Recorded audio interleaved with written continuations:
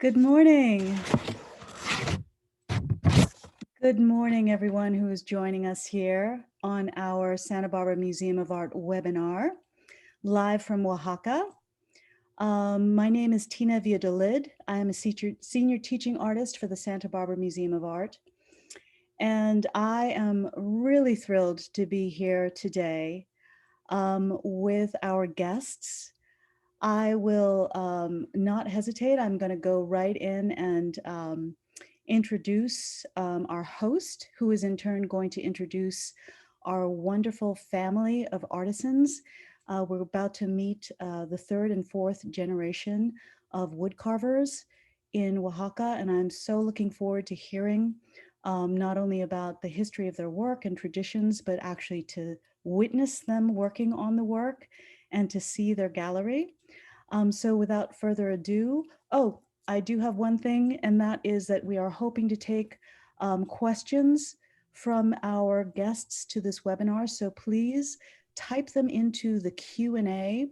At the bottom of the screen, there's a tool panel, and the one on the far right says Q&A. So if you type in any questions that you may have for our host and for the artisans, please type them in.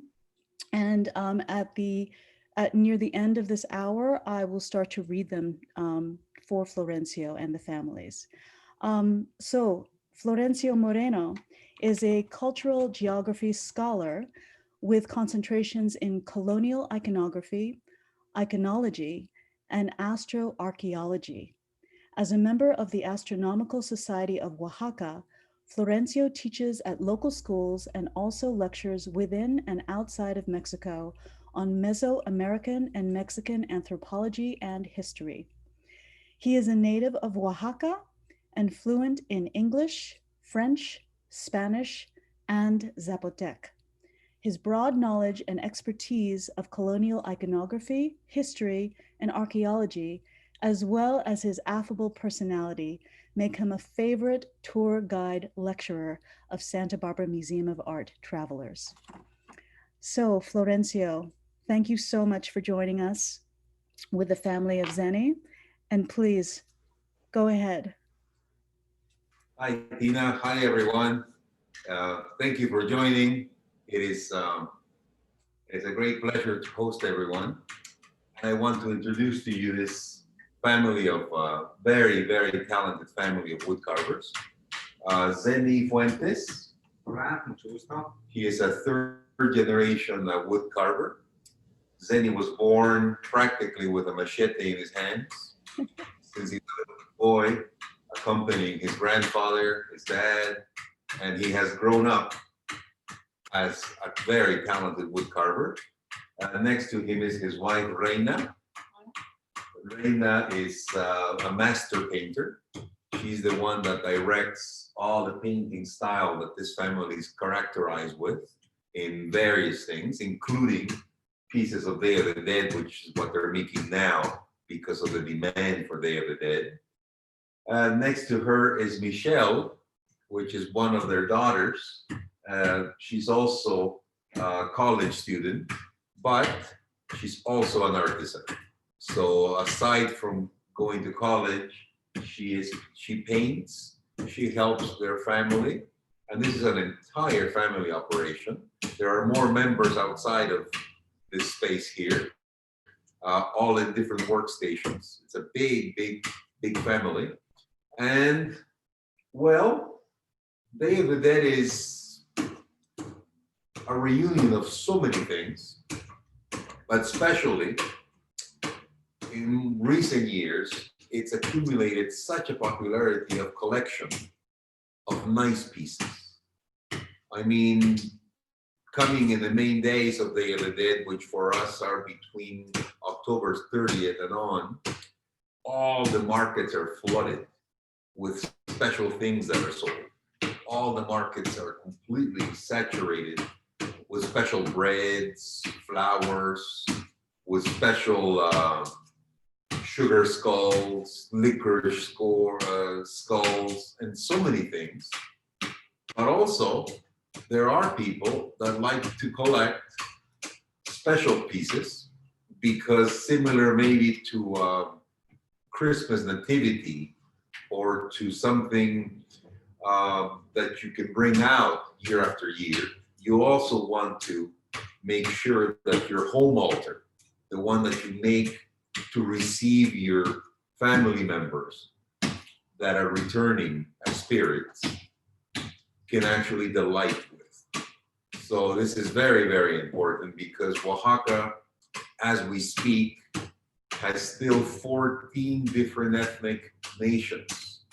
There are easily close to 94 dialectal variations spoken. And it is in this environment where Day of the Dead has its strongest impact.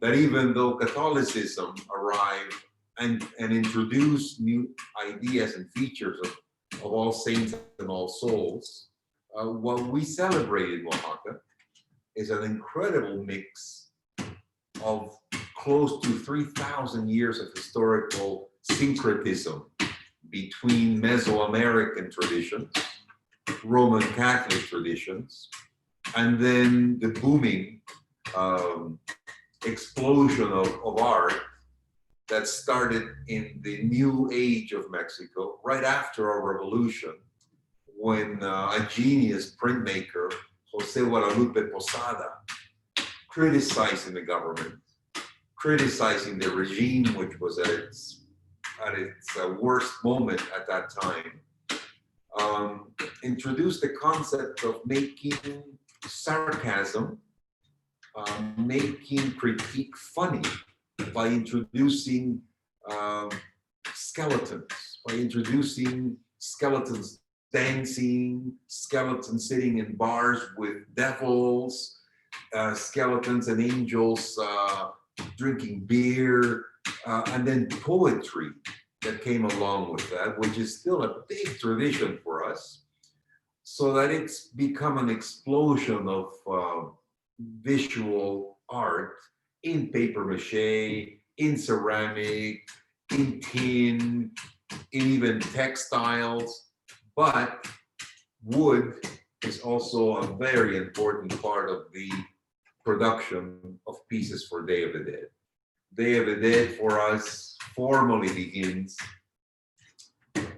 on October 31st.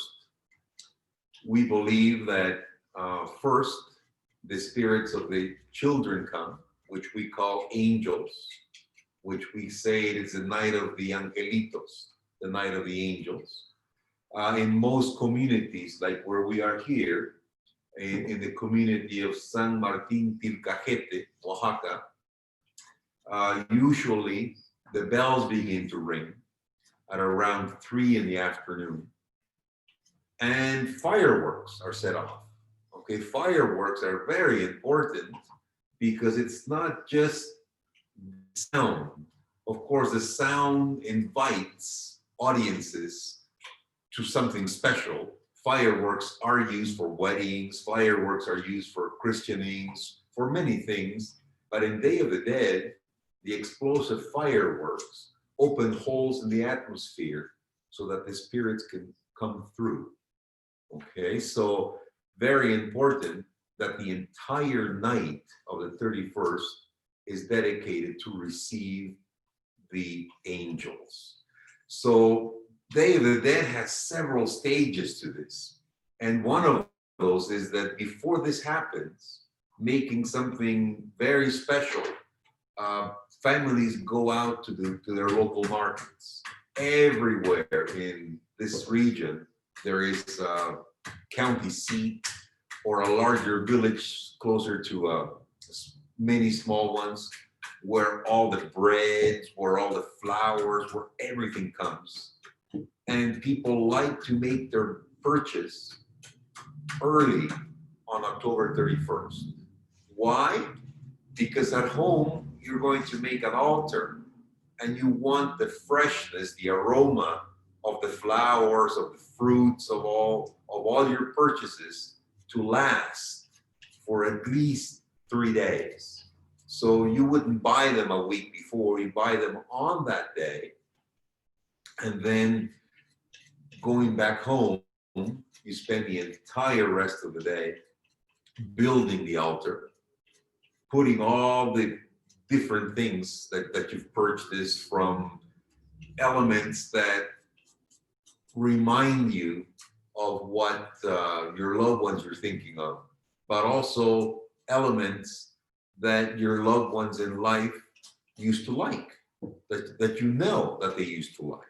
So if grandfather so-and-so liked peaches, you make sure you get a peach or two if there are varieties. Or if somebody else, for example, was very devout, say to the Virgin of Guadalupe, then you buy a few dozen crab apples, and then with a needle, puncture them, put a string through them, and make a rosary out of that, because that way your altar will have that Christian rosary to pray and invite your grandparents that were very devout. And of course, along with that, other members of the family that did not go to the market are preparing food, because the food is extremely important, not only for a family meal, but the food that you're going to place on the altar, which is the aroma that your loved ones are looking for. And you're going to leave that there, and again, very fresh for them to smell. Of course, a lot of the tradition is that a lot of the marigolds, you're going to make like a walkway, like a type of carpet of marigold pieces from the door, from the exterior world, all the way into your altar. And it doesn't matter if it's 50, 100 feet. You're going to do that because you're actually creating a landing path for the spirits to find their way into your altar. You're going to sanctify this with incense, candles. You're going to then go on and create a sand altar, which is an extraordinary piece of images that you're going to make on the ground in front of the altar. The altar usually is made in layers, because both in Christian tradition, the Trinity was very important part of the syncretism of the teaching of Roman Catholicism to Mesoamericans, but also in the Mesoamerican tradition, the universe was perceived in a verticality of 13 layers to the cosmos and 9 layers to the underworld. So the principle of stepped layers is very important part of that syncretism that Native people understood and that the Catholic Church accepted, because they actually concurred in different layers and levels of angelical choirs, etc., etc. So then very important is that your sand altar will be at the foot, at the very bottom of the altar. And if you are remembering a relative, say, that was very devout to Virgin Mary of Guadalupe in life, then the piece that you're going to make is going to be a Virgin Mary of Guadalupe. And for that, you're going to bring sand, you're going to bring colors, you're going to bring real flowers, and you're going to spend hours and hours making the very best that you can, so that when everything is done, which by then it's by night, then you're going to sanctify it by turning on the incense, by doing both a rosary prayer, and in a lot of families also by doing a blessing to the 4 cardinal points, which is a very important Mesoamerican tradition. And then you're going to step outside of that room and make your loved ones feel in peace and not bothered by their arrival. You're going to be going to the entrance of your home, and you're going to have a tray with cigarettes waiting, so that anyone that comes to visit, which is a tradition that we visit people's homes, relatives' homes, you're going to hand them a cigarette, and it doesn't matter whether they smoke it or not. It's a tradition. You can put it behind your ear, but basically incense, like the smoke of a cigarette, are important because these are the conduits through which the spirits move. Okay, so you are allowing, by accepting that cigarette in your pocket or behind your ear, you know that there's movement of spirits inside that home, and you're okay with that. Okay, so then that's the reason why the cigarettes are handed out. Then, once everything is at peace, once you have received guests for a while, then you're going to go to your local cemetery and you're going to welcome there the spirits, which means you're going to spend a few more hours decorating the graves of your relatives, putting candles, bringing chairs, and sitting there for most of the night until basically the rise of the sun. Mesoamericans believe that when people departed, their bodies were placed on an east-west axis facing the west because as the sun descends, even though it darkens our living world, it lights the underworld. So that's why the Catholic Church, confused at why people stayed up all night, made it into a vigil, understood and accepted the fact that they were actually accompanying, just like you do at a funeral parlor, but Native people like to do it at the graveside. So this is a continuity that people do. And of course, you have to be prepared. You have to bring blankets. You have to bring chairs, food, hot drinks. And basically, you are there spending one of their days with them. Okay. Following that, the next day comes the day of the most fiesta, which means this is the day in which people have prepared through the year a special outfit that you're going to wear. That is an outfit that is basically, like for example, say for Carnival in famous places like Brazil and Rio de Janeiro, people spend a whole year for their costume, for what they're going to wear that day. Well, the same thing for us for Day of the Dead, because you want to look like a spirit. You want to look different. So people bring out extraordinary costumes, and then there's a play that begins at their local church in which somebody is designated to be a widow, somebody is designated to be a doctor, another one is the judge. So the widow's crying, and the doctor tells what the imaginary person died of, and then the judge certifies that the person has formerly deceased. And then with a brass band, people go and knock on the door of your first neighbor and let them know that you're sad. But your neighbor will bring out a bottle of liquor or a box of tamales and join. So you do this most of the night, ending up at the cemetery.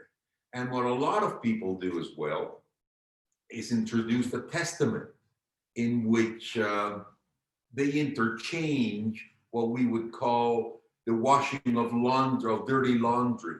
So you'll say, for example, to one of your neighbors, you'll say, "Hey, listen, thank you for your cooperation, and I know you must be spent because we know that your daughter went off to college far away and had a baby or something.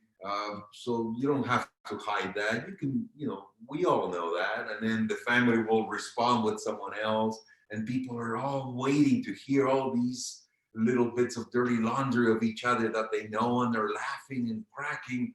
Others, like for example, in some of our families, after the big meal of November 2nd, we sit and we read our testament. So somebody's designated to be the testament maker, which usually is, in our case, one of our aunts who was good at picking up gossip.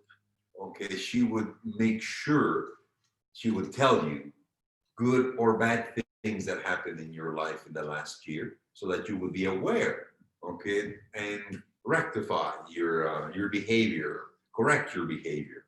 Okay, so all of this is happening on November 1st. In the afternoon, the angels leave with fireworks again, and the adults arrive. So you're going to do something now for the adults, okay, which is part of this we call comparsa, and also the formal visit and leaving of items in your relatives and friends' altars. Okay, so the adults leave on the 2nd at 2 p.m., at which point families will finally be able to relax a little bit, and that's usually when we make the family meal.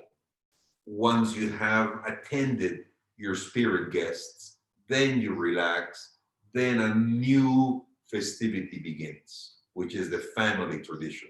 Because one thing that is important is that no matter where you are, you must make sure to be home for Day of the Dead, which to me, the comparison I could make easily is to your dear celebration of Thanksgiving, which is a celebration that I've always admired.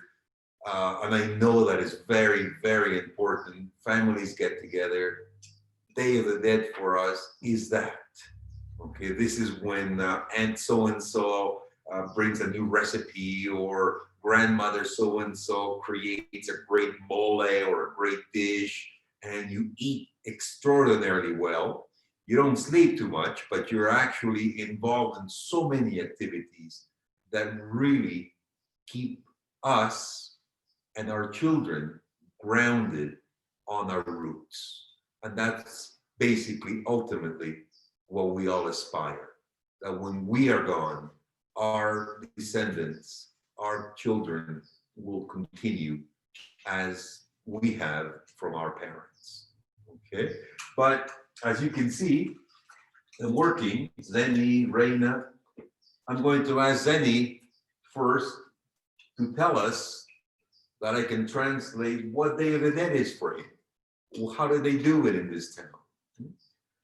Entonces, Zeny, Día de Muertos.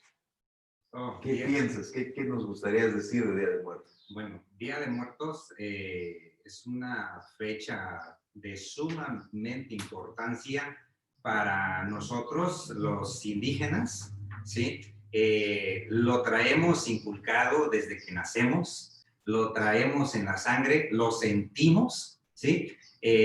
Por ejemplo, es una fecha muy importante que nosotros creemos que les dan permiso a nuestras almas, a las almas que partieron de nuestros familiares, amigos y de muchas personas, bajar a la tierra, bajar con nosotros y bueno, venir a disfrutar de los manjares, ¿sí? Que en vida a ellos les gustaron.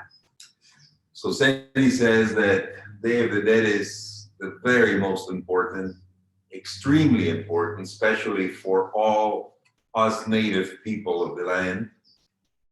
He says that it's in their beliefs that they feel that it's the time of year in which the souls are permitted to descend and come with us, and come see us, and come and enjoy all of the multiple great dishes that we prepare for them.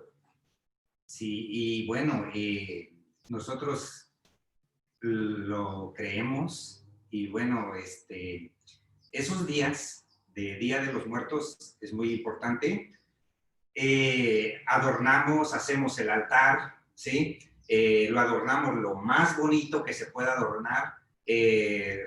Ponemos las fotografías del abuelo, de la abuela, ¿sí? También ponemos los platillos, los postres, las bebidas, ¿sí? Si al abuelo le gustaba el mezcalito, pues le poníamos su licor, ¿sí? Entonces es muy, muy importante. Y lo más importante es acompañarlos, ¿sí? Esos días festivos, nosotros no podemos salir, no podemos dejar el altar solo. Tenemos que acompañarlos al desayuno, tenemos que acompañarlos durante el día y a la cena, muy importante. So Zeny says that very important is that to make an altar and to make it the nicest, the most beautiful possible. Make the best effort to make sure that it looks outstanding so that they are pleased when they arrive. They put all the dishes, all the different meals that remind them that they liked in life, all the desserts, all the drinks. He says, for example, if our grandfather liked mezcal, we'll put some mezcal, we'll put whatever it is, we'll put their photographs, we put diplomas, we put everything important on the altar. But the most important thing is to not leave them alone, to accompany them. So these are days in which we do not go out, we stay, we go to the altar and we have breakfast with them, we have supper with them, we have dinner with them. We're always there because it is our commitment to honor their arrival. ¿Cómo ves, Reina? Sí, Sí, ¿verdad? lo mismo, es un reencuentro espiritual que nosotros tenemos con los seres que ya fallecieron y volvemos como a un encuentro espiritual. Y realmente nosotros estamos acostumbrados a esa fuerza, a esa armonía, porque es una fiesta de colores, de aromas, de todas las tradiciones que nosotros tenemos desde nuestros antepasados a lo que es ahora y vamos inculcando también a nuestros hijos. So Reina says that to her, she can add that it's like a spiritual encounter.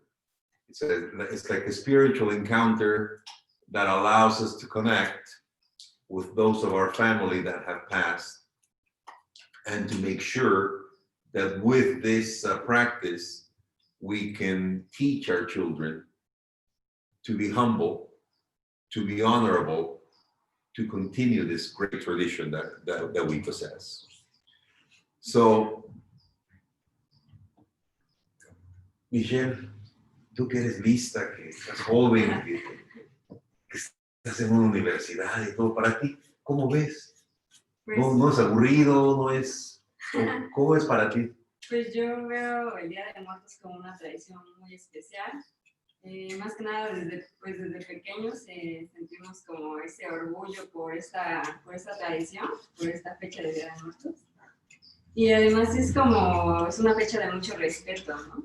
De esperar a tus familiares, toda una experiencia desde hacer el altar y esperar estar completos con tus familiares. Muy padre. So I asked Michelle, you're smart, you're in college, you are talented. What is it for you at this time and age? Is it boring? Is it not cool? She says, no, on the contrary, it's very special. It's very special. It's a time of being very respectful. There's a lot of respect. There's a lot of family involvement. There's a lot of family time. There's a lot of good to it. And it is something that we grow up with. This is something that we like, that we enjoy, that we really look forward to year after year after year. Okay, so Day of the Dead is an endless theme because we would start from the very roots of the Mesoamerican philosophy and end with probably the Roman Catholic adaptation of it towards All Saints and All Souls. Because today we celebrate it between October 31st and November 2nd because of the Christian calendar. But the Mesoamerican calendar celebrated it on a different day. Syncretism to us allows us to understand its origin and how the Roman Catholic Church, not being able to do away with something as strong, at least left it to a certain extent to continue, but at least adapted to their dates of their Christian calendar, which is November 1st and November 2nd. So one of those traditions is that in most of our churches, especially churches in the big cities, cathedrals would be, we all have altars of relics in which on November 2nd, that's the only day of the entire year in which they open those reliquaries, and people go not only to mass, but people go and see the actual remains that are there, because since the 15th century, when the Dominican friars in Europe created the principle of all souls, prayed for all souls that had departed from the beginning of time. Many of the saints were dug out from the Roman graves, and literally torn apart. So we have here in our cathedral of Oaxaca, we have thumbs, we have fragments of hair, fingernails, we have various different from famous saints that people want to go see. Okay, it was therefore in the colonial time a tradition that breads, tamales, and things were made to replicate those particular bones, okay, which has switched thanks to Posadas' brilliant intervention in the early 1900s into all this new imagery of skeletons. And we want to show you, we want to pick up the computer and move around slowly and show you all the multiple things that are here, including the pieces that they're finishing. Zeny starting and finishing. Okay, so we're going to walk around with the computer to show you. Vamos a empezar por esta.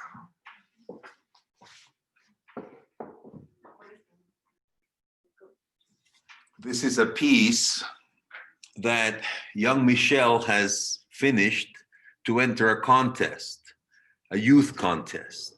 It's a skull with a COVID syringe face mask. Look at the detail. ¿Cuánto tiempo para pintar esta, Michelle? Como 2 meses. I asked her how long it took her to finish all the decoration, and she said about 2 months. Okay, to finish this particular piece. We have, through the great masters of Mexican folk art tradition, annual contests, and this family has earned several awards of that. You can see a wide range of pieces. Zeny's been working on these pieces. You can see this one. It's finished carving. He has to let it dry, of course, and then eventually paint. This is a long process.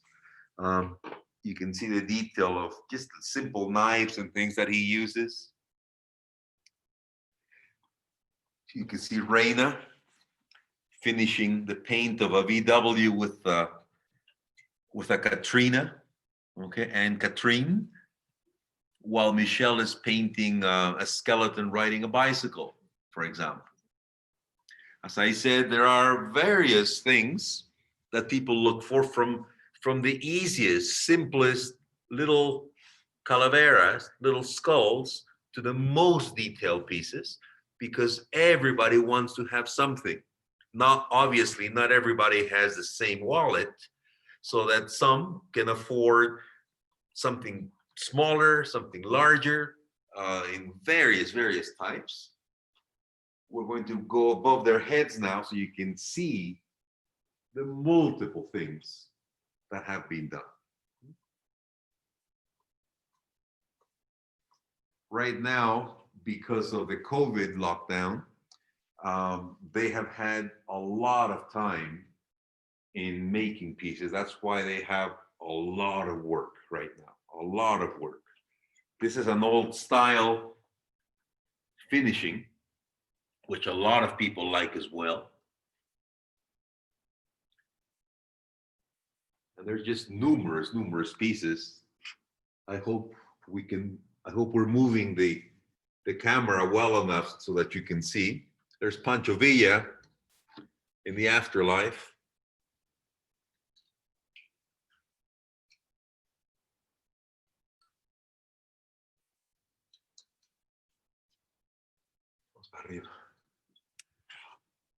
Some of the pieces are not necessarily Day of the Dead. A lot of them are, but some of them aren't. A lot of the work also that that they do has to do with another Mexican tradition, which is about the nahuales or animal spirits. You would call them totems, the totems that people are born with. So that's why sometimes you see a mix between an animal and a human being. And a lot of the pieces now are of the generally whimsical, graceful other things. But look at the detail. Look at the detail on the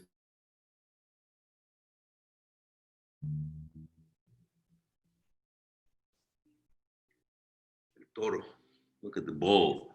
Look at the pieces. Reina sometimes honors the carving. If the carving was very difficult, she honors a special painting and she puts night symbols or day symbols, solar, lunar, and creates a whole story around the piece decoration through the Mesoamerican symbols that we find in textile, in the archaeological cities, like nearby Mitla, Monte Alban, and some of the cities that we have here from the ancient Zapotecs. In a combination, some pieces have edging and then painting. So some of the edging has been previously done. So this is an extraordinary edging piece that you can see with the finish of the painting. For some of the smallest details, they use points of agaves, needles of agaves to work with.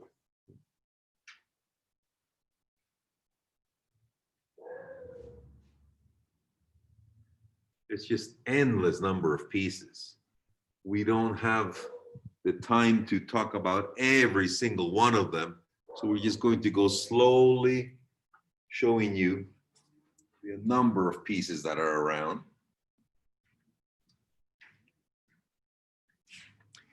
Many of these pieces, like some of these Pegasus, every single wing comes off and then you put it back together. So Zeny and his family have a lot of people that they just send these through FedEx, DHL, well packed.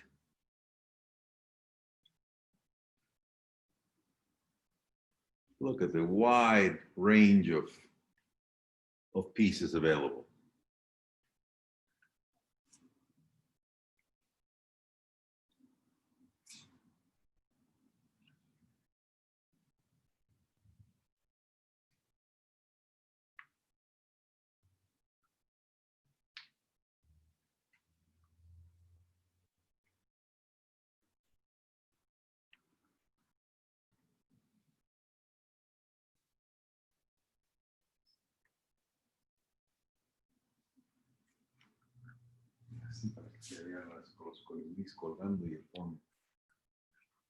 Look at all those birds hanging there, and some of the diplomas, shows that they've been to in the back wall.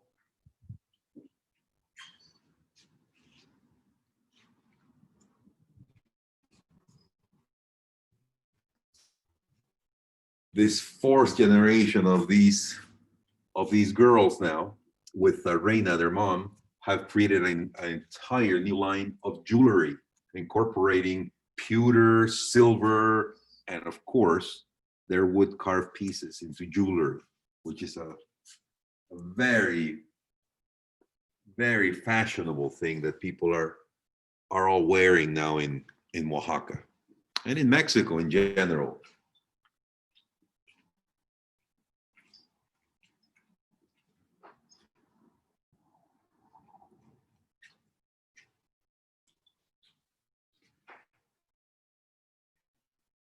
Vamos a llegar hasta donde empezamos.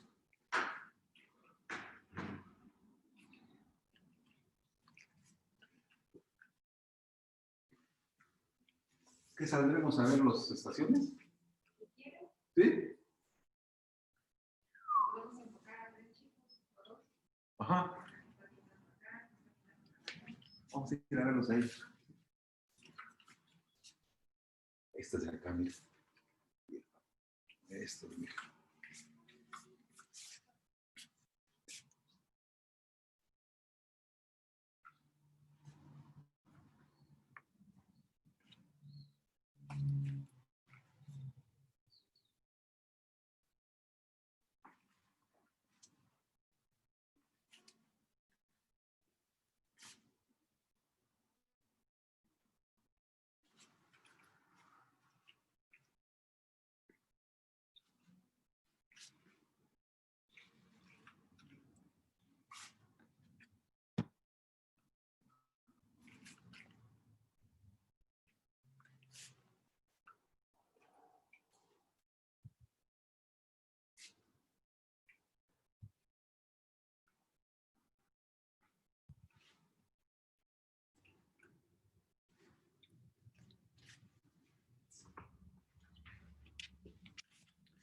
We're going to briefly just show you a couple of the workstations.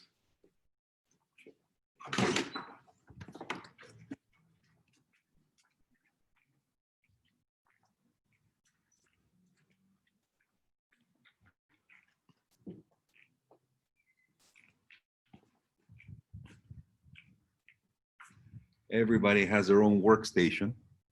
These are some of the skulls that are getting there, just a little bit of the background done.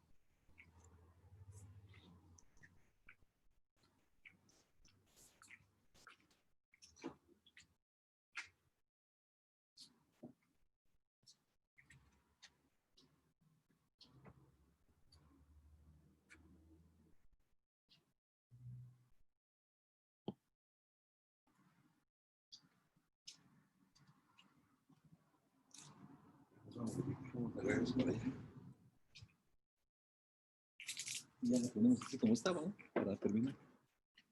¿Qué preguntas tienen? Ahora sí enfoca así cosas generales. Que vean todo lo de arriba.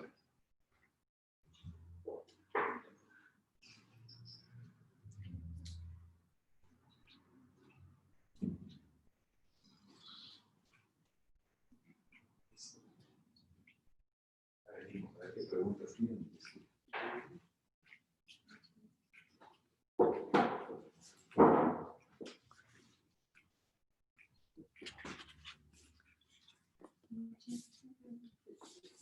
Okay.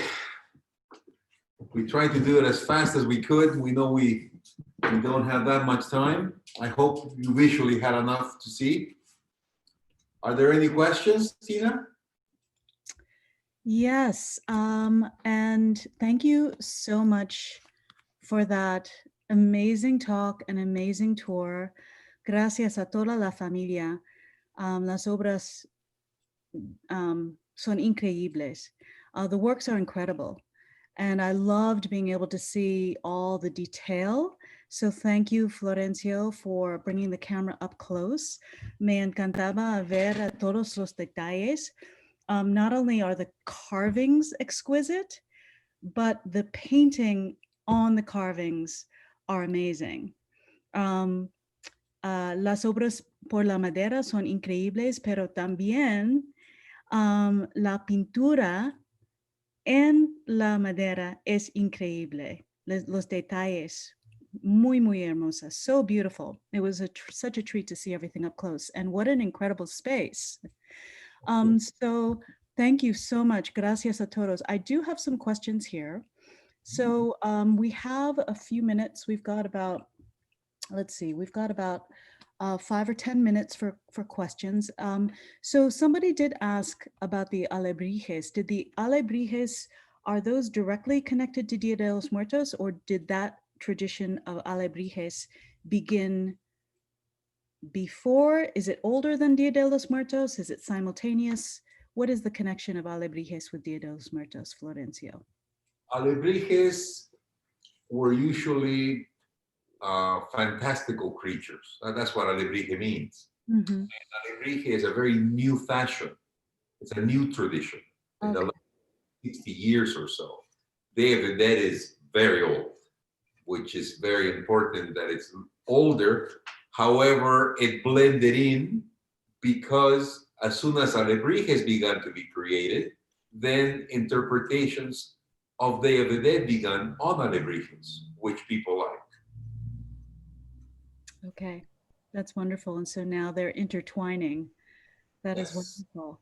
And so someone specifically asked if there are overnight vigils at the altar so that the spirits are never left alone. And that was in relation to you saying that Dia de los Muertos is a period of time when you stay at home, you remain at home. So someone specifically is wondering, is there actually an overnight vigil at the Yes, altar? yes, there is an overnight vigil. It is in two forms. One, in some communities, people leave a stump of a tree, or they actually put a big rock outside the entrance, or physically a chair. They'll bring a chair out, and somebody will sit there because they know that there's going to be a visitor coming in at 3 a.m. or 4 a.m. or 5 a.m., while other family members are having hot chocolate or mezcal or both at the altar. So complete overnight. Yes. Okay, great. And then you did mention the span of time, but someone is asking how long has Day of the Dead been celebrated? So since when? Is it known, Florencio? Um, in the Mesoamerican calendar, on their Gregorian calendar of between the end of July and beginning of August, there used to be a Mesoamerican tradition of that, in which they actually honored their dead. There's still a few villages that do something similar to what the ancestors did, which was to literally wash their bones. So there are villages that after a few years of someone that has left, they'll actually bring their bones out, wash them, put them in a clean basin inside, and every year bring them out again and literally put them on the dinner table. Wow.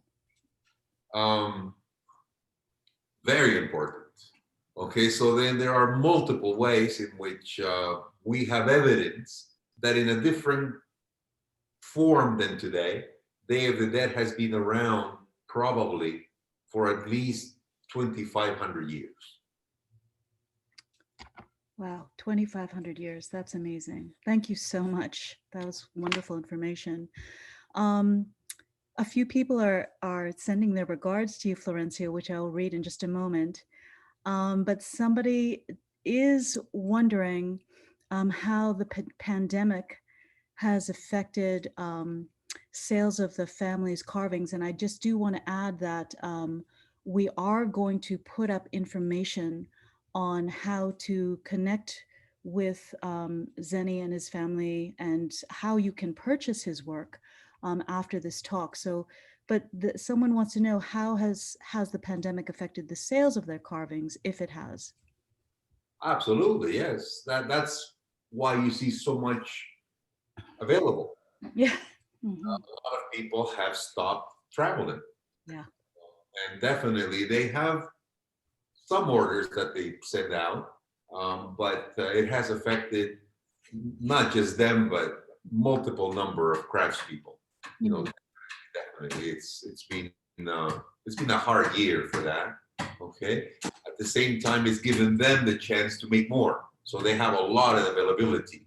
But the downside is that yes, the sales have been very, very low in the last 3-4 months. Yes. So you say that the majority of their sales occur through tourists and visitors who come to to their space? For some pieces, yes. But for Day of the Dead, you would be surprised, but most of the people are locals Hmm. that go out and get something nice because we practice that. We bring them out to our altars. We actually use them. And of course, in the course of time, you want to make an altar not just beautiful physically and the aromas, but you want to add some really nice things, you know. And if you go visit your friends and you like a piece that they have, you'll ask, where did you get that? And they'll, you know, word comes around, so people have a great collection now of Day of the Dead art in their houses. To us, it's normal. I know that it may not be normal to some, but to us, it's very normal to have Day of the Dead art. Yeah. Well, Zeny and his family absolutely create beautiful objects. They would be amazing on any altar. So yes, thank you so much. And this is wonderful for us to help share the wealth of this incredible artwork of Zeny and his family with the people who are part of this webinar today. And hopefully that will help and we can help spread the word. Well, I'll tell you one last thing, something personal. Please. I remember once being a teenager, maybe a little angry or reluctant, doubtful, sitting in a graveyard. An old man came up and sat next to me. This is about 3 a.m. or something. And he said, "What's wrong with you?" And I said, "Well, I'm uncomfortable, I'm cold, I want to go home." So then the old man said, "Listen, let me tell you a story. I had an appointment to renovate my license, and they gave it to me on a day like this in Mexico City. I had to go, so I went. And then immediately as I finished, I bought the first ticket back home. And the only one available was at midnight on a bus. So I'm in the bus, I'm really tired. I doze off and I hear my dad's voice. "Why aren't you home?" Mm. He said, "I woke up, I was stuck in that stupid bus. I couldn't do anything. I felt I was going to die that night because I was so desperate to get out of that bus and be with my family." And he said, "That's the only day, the only year that I've not been with my family." Wow. So that to me, that really shook me because here I am complaining and, little experiences like that. We all have our own because this is something that it's not a choice. It's something we just do. We just grow up into. Yes. That's a wonderful tradition. That is a wonderful tradition. And Florencio, I would like to read these two personal messages that came through over the Q&A, just because, in this age of everything being virtual and remote, anything that connects us as humans, I really love to share that whenever possible. And so there is a message from Mayo and Luis from Los Angeles saying, "Hola Florencio, we miss you." And then also, hello to Florencio from Bob and Beth. "We were with you last year during the Day of the Dead. We also remember visiting the studio you've shown us today. Thank you so much to Zeny, Reina, and Michelle too. Their work is spectacular." So that's a bit of a time travel because I love knowing that Bob and Beth were in that very space a year ago with all of you. And here they are virtually joining you again. So thank you so much for being here. And I also must say that Zeny, I love seeing the results of your work, your process, because when we first joined in, what you were working on it looked like part of a tree branch. And now seeing all the bits of wood on the floor, it just shows your progress and your process and how the form is being revealed from within that piece of wood. And it's just a a really beautiful expression, and I love how you are giving that wood a new life in the spirit of Dia de los Muertos. And I would love to try to translate that in Spanish, but Florencio, I'm going to trust you to do a much better job than I. I'll do that in a little while. Okay, thank you very much. Are there any final questions? If not, we're going to transition into a very quick, just a brief slideshow where we will put up information on how to connect with Zeny and his family's studio, because the works are for purchase. And then just to make a few suggestions on what, if you're interested in creating a home altar. But I just do want to thank, once again, thank you so much to Florencio. Thank you, Zeny. Thank you, Reina, Michelle, and Lupita, who was off screen. She was helping with the computer. And to all of the people in your gallery, in your shop, in your family, in your community, thank you so much for joining us today. We really, really appreciate you, and the work is incredible. Florencio, thank you for being such a wonderful, gracious, and knowledgeable host. Thank you, and Gracias. hi to everyone. Okay, muchas gracias a todos. Hasta luego. Okay, hasta luego. Cuídate. Muchas gracias. Aquí es mi mamá. Okay, muchas gracias. Okay, so thank you very much. Okay, let's see. I think that there was. God, that's good. Okay, so we're just going to transition into this PowerPoint. So Elena, who is a colleague from the Museum of Art's Education Department, is going to help me just run through this. So if you have continued questions, please feel free to type them into the Q&A at the bottom tool. But this is the website for Zeny's family's wood carving studio. Zeny Fuentes Santiago, Zeny Fuentes zenyfuentesirena.com/en/home. So please take a screenshot, or you can drag this over onto your desktop or scribble it down. And of course, if you have any other questions that we are unable to answer during this webinar, please direct them to the Education Department at the Museum of Art. So go ahead, Elena, and let's show the next slide, because we just wanted to follow up by showing just some possibilities. If you have an interest, a curiosity, if you feel inspired to create an altar at home for this incredible holiday, Dia de los Muertos, which is really just so beautiful and rich about celebrating the lives of our ancestors and keeping us connected to our heritage. This is actually a slide of an image from my own home. My dad did pass away recently, and as an artist, I created this portrait of him a couple of years ago. So this is the centerpiece of my home altar. And this was in the very beginning stages. So I have been creating this altar, building it over time. And as we approach Dia de los Muertos, I'm going to keep adding to it. I'm going to add fresh flowers, food. And I love how Florencio was explaining how all of the five senses are very important. There are aromas. There are tastes involved. You bring in the favorite foods and the favorite beverages. Visuals, of course, are very important. You want to make it as beautiful and colorful and engaging as possible. And sounds are important too. You play music. And so there were several nights where I was playing opera.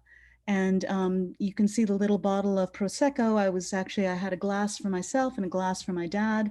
We were listening to opera together. So there are different ways that as an individual, you can create an altar in a space for honoring your ancestors and those who have passed.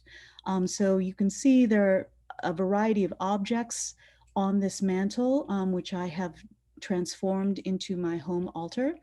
And I do keep moving things around, and I do keep adding to it. And there will be food involved as we approach Dia de los Muertos, some Filipino food for sure. So Elena, go ahead and you can show the next slide. So I just have, these are just some close-ups. And once again, these are suggestions. These are totally suggestions. This is what I did personally. But all of us, you know, will have a different way of approaching this. If you want to borrow some of these ideas, wonderful. These are just examples of what I was moved to add to my altar. So here we have a fan that was made in the Philippines. And that is where my family is from. Those are some seashells and some a rock that came from this what is the name of the Taal volcano? Taal volcano. When I was there with my parents in 2010, we actually grabbed a rock from that area, and that dish is you know, from the Philippines as well. So Elena, you can show the next slide.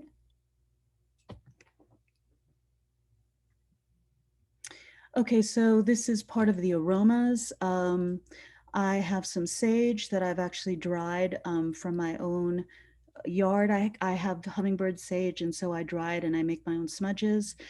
That is also a cedar sage that I got from a very important personal solo trip that I took. And then of course, Palo Santo.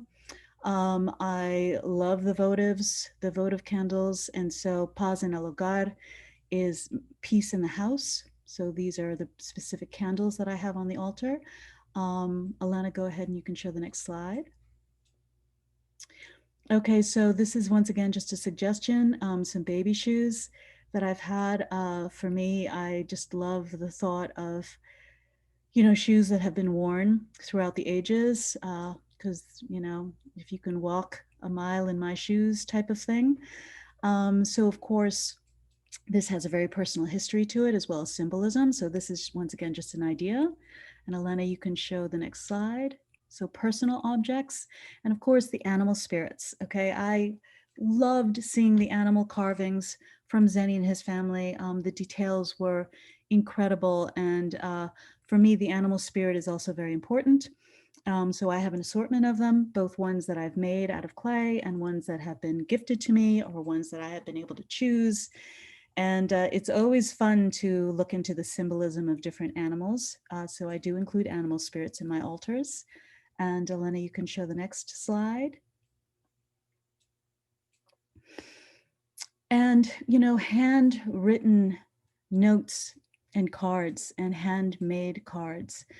Once again, that's that human connection. You know, when somebody writes a letter or writes a card in their own handwriting, to me, that is so special and increasingly rare these days. So that is particularly meaningful for me, is to hold on to these handmade cards that are handwritten. All right, Elena, I'm not sure if there's another slide or not. There is, okay. Objects from nature, another suggestion.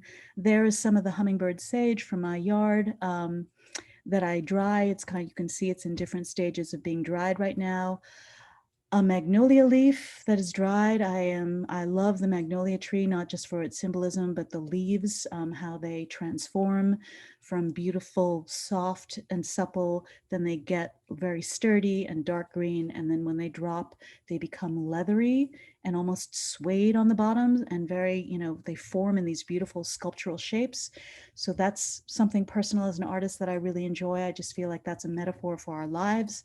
That is a feather that I found on one of my many hikes, and I'm not sure, but I think it's an eagle feather because where I was hiking, I did spot an eagle a couple of times. And Elena, I'm not sure if that's the last slide or not. And I think that is. So let's see. Yeah, that's the last slide. Thank you so much. So let's see. Okay, so it looks like someone who missed the website address, I hope that you got that. It is Zeny Fuentes, ZenyFuentes.com/en/home. Someone's asking about the significance of smudge. That is something definitely that I encourage you to look into on the internet. It has to do with the aromas and kind of a cleansing ritual. It comes from many different cultures. And any questions that you may have that were perhaps went unanswered today, I really encourage you to just dig into that. There's a lot of information online about different traditions from different cultures. And that's very much the way that I kind of created this amalgam of my own. You know, I'm Filipino, but I'm very much, you know, Didos Muertos resonates with me very much. And I take a lot from a lot of different cultures, and it's really just what resonates with me. So I encourage everyone to do the same. And I'm thinking that, Elena, maybe if you could please just post that slide of the website for Zeny Fuentes and his family one final time for everybody, if that's possible. And Yes, you got it. Thank you so much. And just in closing, there is another talk tomorrow, also at 11 a.m. And we are going to once again be joining in with Florencio and another artisan, Adalina, who works in black clay. And so if you are able to join in tomorrow, please do. But thank you so much for joining in. I really hope that you enjoyed it. Here is once again, that website, and I personally am going to visit that right away with my mom. We're going to check it out because there are so many pieces that we are fascinated by.